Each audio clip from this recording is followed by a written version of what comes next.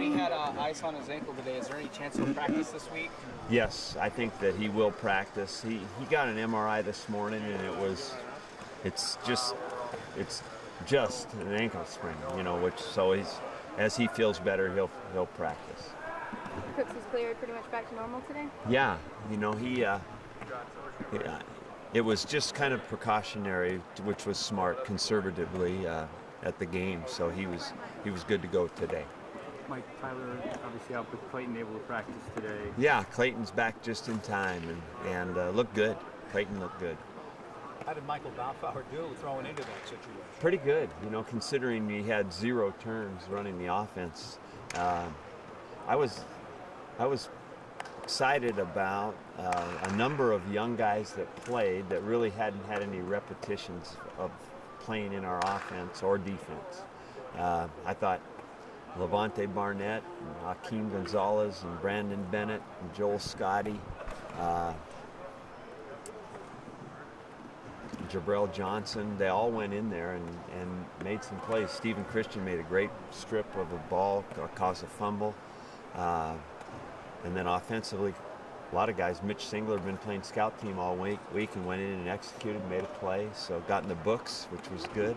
Arrington made some good throws. Yeah, Richie was poised. He even checked off on a play. Michael, Sean taking all the snaps, Cody, and should we just assume that that's going to be the... Yeah, Sean's going to start. Mike, after a couple of days of watching Stanford, Oregon, what'd you learn from what the Cardinal did well?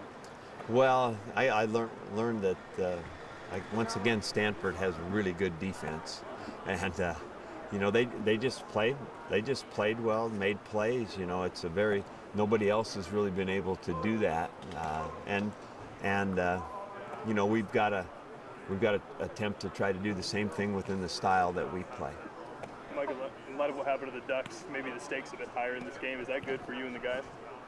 The stakes are always high. They don't change for us. That we don't even have to change how we practice or what we do because, as I've told you every week, it's always a big game. And so I told the team today, you've been practicing for big games all year, and just practice like you do and get ready to go and respect the opponent by studying them. And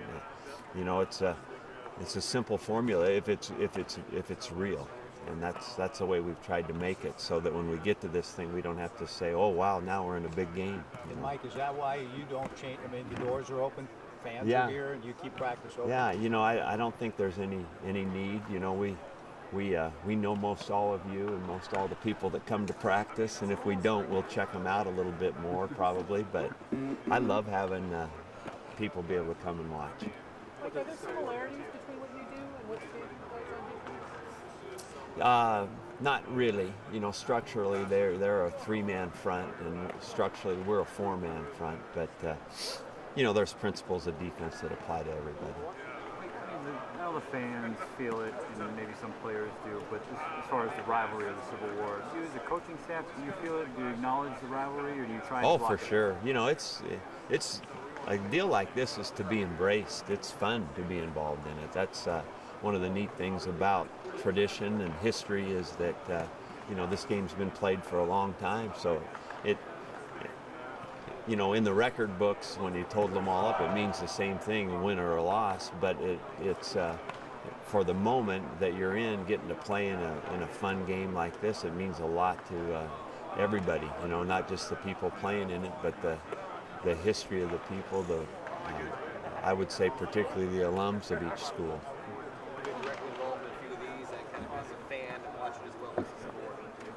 Oh, I feel always very fortunate to get to coach in the Civil War because I watched it as an emotional bystander as my dad coached, and I had all my heroes were playing. That was really neat to be able to do that, and then that's why it sometimes feels like a little disconnect as far as getting to coach in it and being in it. I'm not sure it's always real, but it's very exciting to be involved in personally. In terms of the trajectory of your own team and the way you're playing in this game, and how do you feel, Coach, going into the game against such a quality? I'm really excited about our team's opportunity. I know we're going to have to play a super game in a lot of ways to beat them because they are really good. And we have a ton of respect for their team and what they do. But I'm real excited about our team and the way they've worked all year, and I think in a lot of ways gotten better through the year, and so it's really something that we're looking forward to. Mike, with all the kind of uncertainty and injuries over the past few weeks at the quarterback position, I mean, how big was it for Sean to step up and have a game like that, going into the season? Oh, I think it's every time you get a chance to play and you play well, make some plays, and things go well. I think it's always good for confidence, and playing in that game, coming out of it this week when he hadn't played the week before, probably a very good thing. Oregon's offense is set up in a way you have to defend every inch of that field. Can you speak to some of the personnel in their offense that's challenging?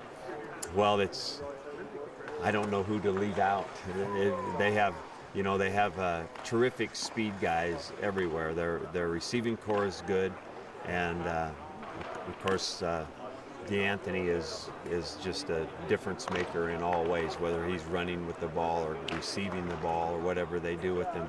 And Barner's one of the best players in the country, and the quarterback has very, very unique skills. I mean, the combination of his throwing ability, his ability, I really like how he throws. He snaps the ball quickly, makes great decisions, and then it's just doubly as dangerous when he pulls it down and runs. So there is the whole field you have to defend, and a whole bunch of speed and good players. Has he been the difference? I mean, the Ducks have been good for the past several years, but has Mariota really been the big difference this season as far as taking him to another level, so to speak? Well, I think that you said it, they've always been good, and I don't know if I can distinguish between goods through the years. They've always, been very, very difficult over the last few years to defend. And on their defenses, they get what gets lost, it seems, with them sometimes, with the offensive stuff, how good they are on defense. Through the years, Coach Aliotti has just done a tremendous job, and that's probably been one of the main reasons. They've always been, seems to me, since Chip's been there, very good offensively, but what's really helped them rise to a national level is the play of their defense. And they've got some very, very good personnel on defense. That Dion Jordan is one of the most gifted players that we will have played against. And the corners, Ekpriola in particular, they have a lot of interception and return yards. Yeah, they're very confident players and very athletic. They play just with a lot of confidence. You had 8 guys score touchdowns against Cal. Have you ever had a game like that? 8 different guys scored. I didn't realize that, Mike. I do know we had 35 first downs, which is really was a good thing, and then we had I think 9 scoring drives, and it was nice to see. It was of the 8. I mean, since you have so much variety there, were you happy for Micah? Yeah. I mean, tell me a little bit about guys that were able to get a chance. I was real excited about guys that got to step in and play in the game, and some of them, like Micah Hatfield, stepped in when the game was still very, very competitive and made plays, and functioned well. I'm always proud when that happens, because that shows a guy who's working, staying engaged, and